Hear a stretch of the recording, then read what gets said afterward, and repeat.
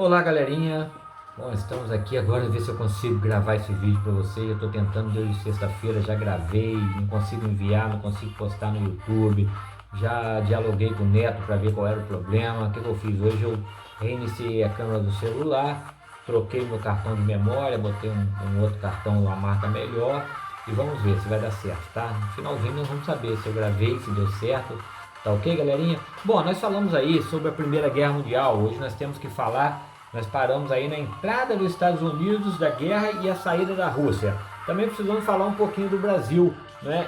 Essa matéria está na página 107 do livrinho de vocês, tá? Se vocês puderem acompanhar pelo livro ou também pela apostilinha, se vocês tiverem, eu não vou acompanhar, vou guardar meu livrinho aqui, tá? Mais 107 é a página. Tá vendo? Botei um sonzinho também para não ficar muito exaustivo, enjoado. Vocês vão ouvindo a musiquinha aí. Se tiver ruim, vocês falam, que mal na próxima vez não coloca. Bom, dá uma recapitulada rápida aí sobre a Primeira Guerra Mundial. A guerra já era iminente, sabíamos disso, já falamos desde o ano passado, né, quando falamos do neocolonialismo. Falei, ó, isso aí vai dar problema lá na frente, né? Ali o neocolonialismo na Ásia, na África, na Oceania, né? Países grandes como Inglaterra, França, Alemanha, metendo o dedão querendo a partilha da África, da Ásia. Isso aí já era iminente. Esses países já começavam a fazer alianças, né, para poder o que? Se proteger do eventual ataque de um outro país. Eles formaram duas alianças, a Tríplice Aliança e a Tríplice Entente. A Tríplice Aliança era formada por Itália, Império Austro-Húngaro e Alemanha. A Tríplice Entente pela França, pela Rússia e pela Inglaterra, para se defenderem, blocos militares, né, para se defenderem um dos outros. Havia também ali a tensão nos Balcãs, né? A nação eslava, ela queria formar a grande Sérvia, né? Através que defendia aí o pan-eslavismo, querendo aumentar o seu império, formar um país, unir todos os países de língua eslava, né? E formar aí uma grande nação eslava, né? E nessa época aí, tanto o Japão quanto os Estados Unidos se transformaram em prósperas grandes potências regionais e também queriam expandir os seus domínios. Somando-se a tudo isso, nós tínhamos aí a corrida armamentista, né, que deu origem aí à também conhecida paz armada, não é? Essa situação toda. E o que era essa paz armada? É os países se armando até os dentes, dizendo que estavam em paz, mas nada, estavam se armando caso uma eventual guerra que pudesse acontecer. E qual foi o estopim? A gota d'água, aquele pinguinho de água que cai na sua testa na hora que você está passeando na rua e molha, você pingou uma gota de água na minha testa, que raiva e tal. Ou que um passarinho dá uma cagadinha lá de cima e cai assim no seu cabelo, você fica pé da vida. Bom, a gota d'água, o estopim foi o quê? O assassinato do arquiduque que era herdeiro do Império Austro-Húngaro, Francisco Ferdinando ou Franz Ferdinand. Isso aí, vários livros trarão nomes nesse contexto, mas o nome para nós aqui em português é Francisco Ferdinando. O Império Austro-Húngaro, lógico, vai responsabilizar o governo sérvio por isso. A Sérvia vai ser a grande responsável, e a partir disso houve aí a Sérvia. O austro-húngaro, que teve o seu príncipe herdeiro morto, ele vai declarar guerra à Sérvia em apenas 7 dias. As principais potências da Europa já estavam enganjadas na guerra, não é? A guerra teve 3 fases. A fase a primeira, guerra de movimento; uma segunda fase, guerra de trincheiras; e uma terceira fase, uma nova guerra de movimentos. Olha, morreram muitas pessoas, novas tipos de armas surgiram: metralhadoras, aviões, submarinos, canhões, tanques de guerra, gases tóxicos, lança-chamas. Então imagina só, trincheiras cortaram toda a Europa, mais de 640 quilômetros de trincheiras, de buracos interligados, onde os soldados ficavam expostos a ratos, soldados mortos, doenças proliferando. Foi uma carnificina geral, uma guerra terrível, era uma guerra corpo a corpo. O cara partia, acabava a munição, ia lá com o mosquetão, né, para chuchar no outro com a baioneta na ponta. Era uma coisa terrível. Isso aí foi para a história um desastre, uma coisa assim muito triste de se ver. Bom, então nós temos essas 3 fases da guerra. Bom, e chegando nisso tudo, a gente chega aí, pincelando o que nós já falamos, né, na aula anterior, a entrada dos Estados Unidos e saída da Rússia da guerra. Em 1915, a Itália, meu amigo, meus amigos, minhas queridas e queridos, ela vai sair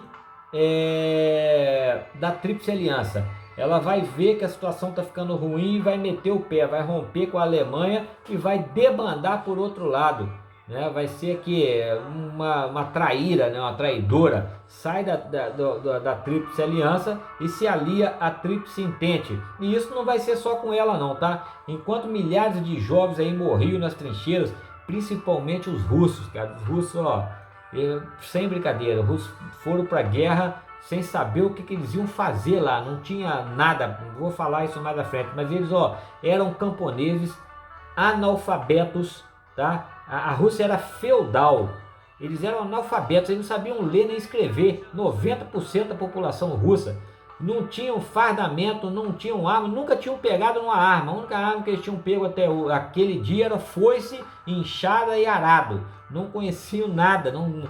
O que eles foram para lá? A troco de comida e vodka. Mas eram assim corajosos, tá? Era chamado rolo compressor russo, um exército muito grande, porque a Rússia é imensa, quantidade de população. Eles partiam mesmo para a guerra e estavam morrendo e estavam indo mais, assim, mas foi uma situação trágica para a Rússia. Morreu muitos russos nessa guerra. Bom, mas nós vamos falar logo daqui a pouco. Bom, outros países, enquanto morriam esses jovens nas trincheiras, outros países entravam na guerra. A Itália, Romênia e Grécia entraram para o lado da Tríplice Entente, para o lado da Grã-Bretanha. Bulgária e Império Turco Otomano já entra para o lado da Alemanha, da Tríplice Aliança. Agora vejam a ironia da situação. Todos eles eram parentes, os reis eram parentes. A czarina da França era parente do rei, do imperador da Alemanha. O rei da Inglaterra era parente do rei da Itália, da França. Todos eles tinham alguma ligação, porque as casas reais casavam-se com outra casa real para manter o poder, o acordo, né, a paz entre esses povos. Mas na Primeira Guerra Mundial não quiseram saber, foi uma loucura geral.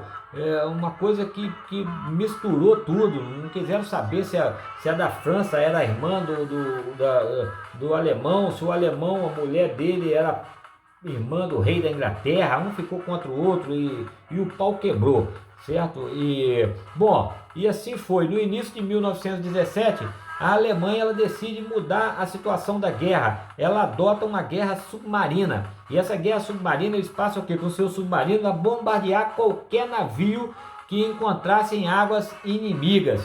E acontece que eles vão afundar aí o navio Lusitânia, navio dos Estados Unidos.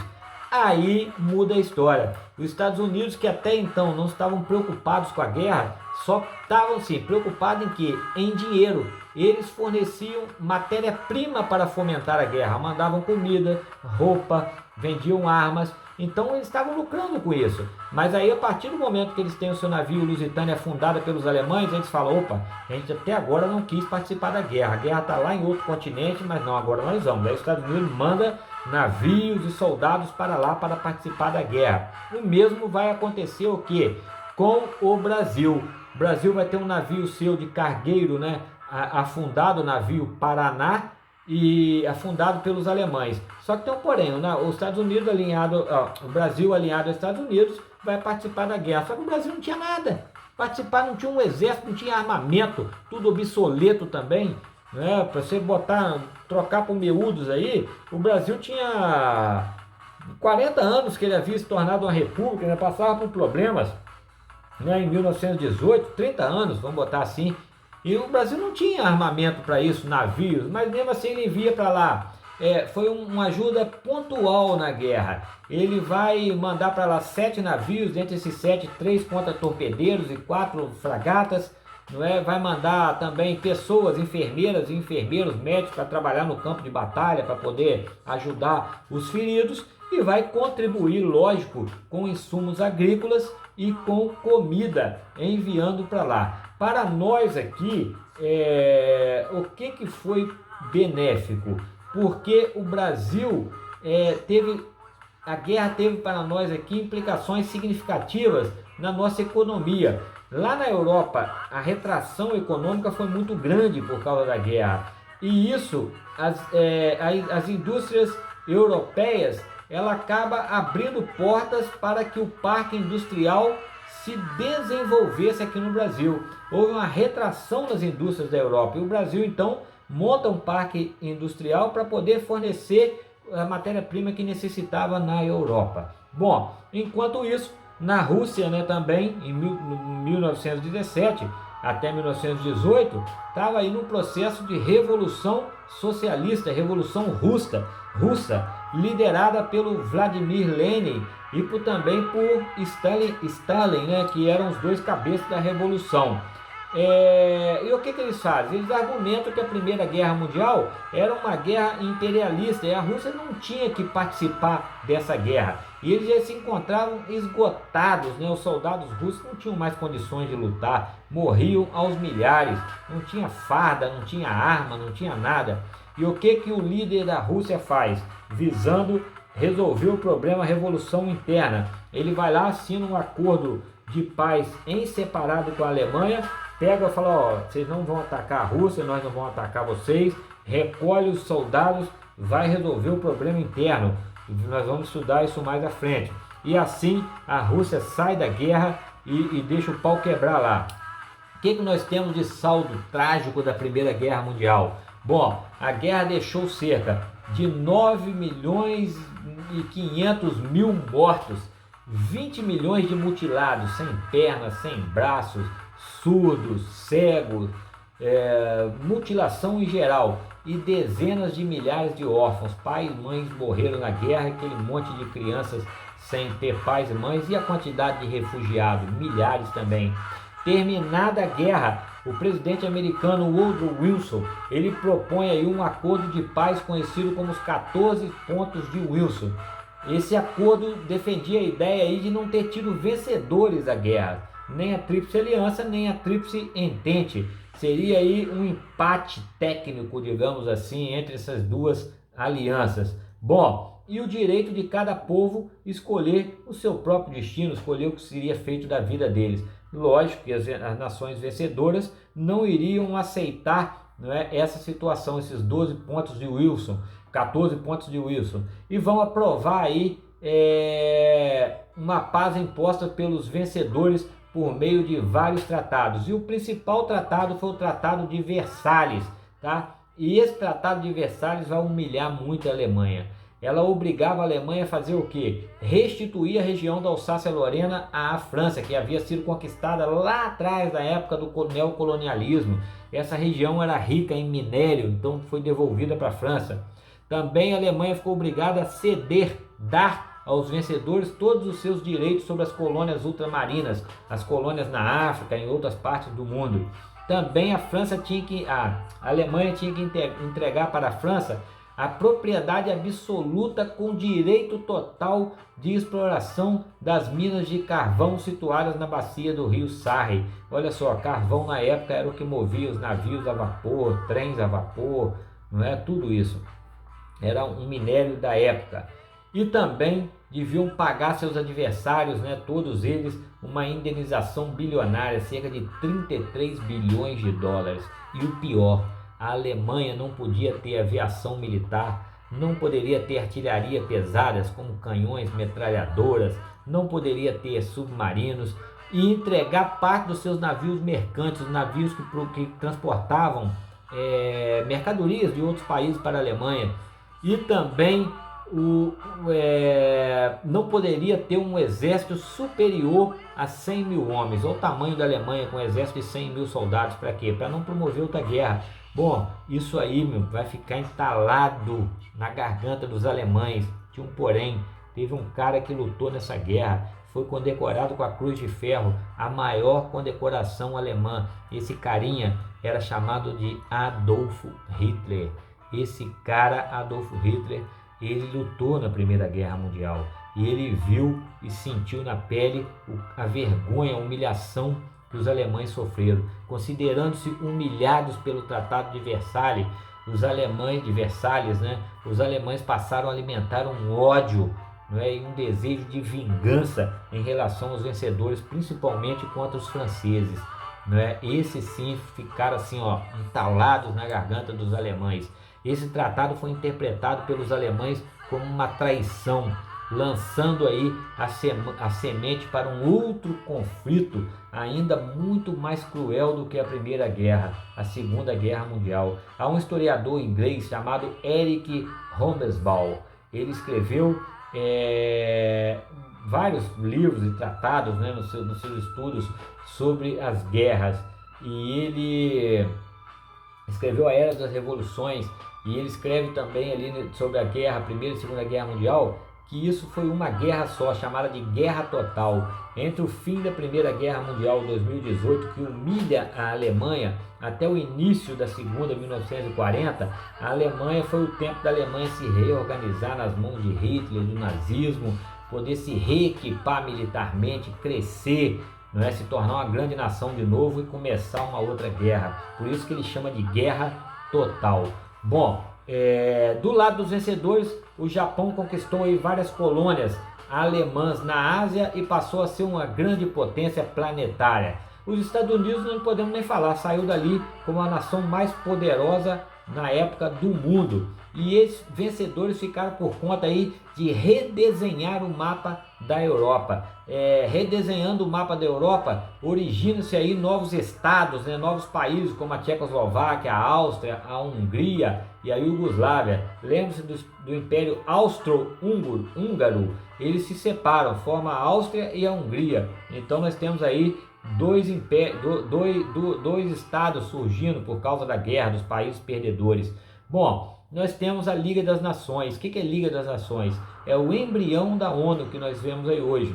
Os Estados Unidos, eles saíram da Primeira Guerra Mundial fortalecidos e como uma das maiores potências do globo. Eu acho que na época, para mim, era a maior potência do globo e é até hoje. Em 28 de abril de 1919, por sugestão do presidente Woodrow Wilson, foi criado aí a Liga das Nações. É o embrião que nós temos hoje da ONU, tá? Que não serve de merda nenhuma, nunca serviu, não serve, não sei porquê, né? Com sede na cidade de Genebra, na Suíça. Eles não conseguem evitar guerra nenhuma, só fica lá conversando, reunido. Essa organização, ela deveria tratar, ou tentar pelo menos, garantir a paz mundial, mas por motivos diversos mostrou-se enfraquecida pela ausência de países como a Alemanha, que não entrou, não estava no projeto, a Rússia e o próprio Estados Unidos, que meteram o pé logo, né? Por exemplo, pra vocês terem uma ideia como não tinha valor de nada, em 1931, quando o Japão invade a Manchúria, que era uma província chinesa, a Liga das Nações não conseguiu impedir essa situação. O Japão vai lá e invade, é uma região rica em minério, invade, toma e acabou, e ficou por isso mesmo. Eles não conseguiram resolver esse problema e vários outros problemas que surgiram. Bom, nós terminamos assim a Primeira Guerra Mundial, a parte da Primeira Guerra Mundial, não toda. Nós temos agora a questão da Palestina, que nós vamos estudar na próxima aula. Bom, Timarlo, espero que vocês tenham assistido o videozinho da Primeira Guerra Mundial que eu editei para vocês lá, diminuir, aquele vídeo era de 40 e tantos minutos para não ficar exaustivo, mas se vocês entrarem no YouTube, vocês verão lá vários vídeos interessantes, né? Quando voltarmos às aulas, vamos assistir o filme 1917, tá? Sobre a Primeira Guerra Mundial. Bom, beijo do Timarlo, nos vemos na próxima aula.